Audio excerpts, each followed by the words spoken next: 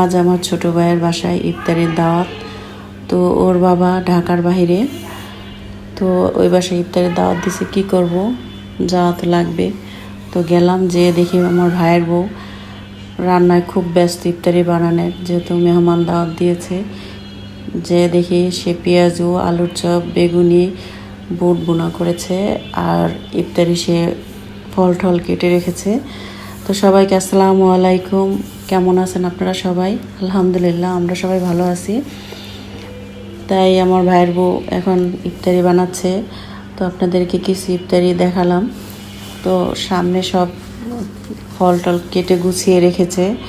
আমার ছোট ভাই হোটেল থেকে কিছু ইফতারি কিনে নিয়ে আসছে, তো আপনাদেরকে দেখালাম।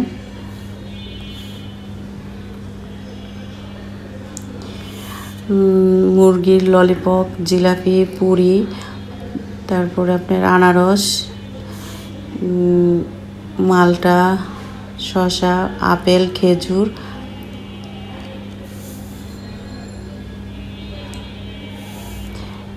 পাকিস্তানি পরোটা, চিকেন পরোটা, শর্মা।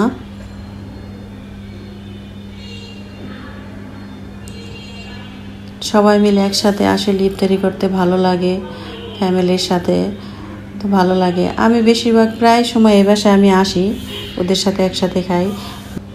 এটা মুরগির গ্রিল এনেছে, তো পরোটা দিয়ে গ্রিল দিয়ে খাবে, ভালোই লাগে। তারপর হালিম এনেছে, শরবত করেছে, মুড়িটা পরে মাখবে। তো সবাই ইফতারির অপেক্ষায় বসে একসাথে ইফতারি করবে, ইফতারির অপেক্ষায় রয়েছে।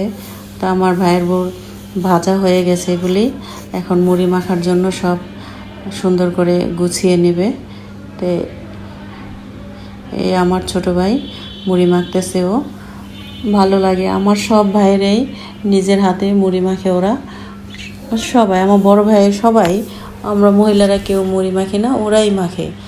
খুব টেস্ট হয়, ভালো লাগে। সব মেয়েদেরই বাবার বাড়ি যে ফ্যামিলির সাথে ইফতারি বা কোনো খাবার দাবার একসাথে খেতে ভালোই লাগে, আনন্দ লাগে, মনে একটা তৃপ্তি আসে অন্যরকম।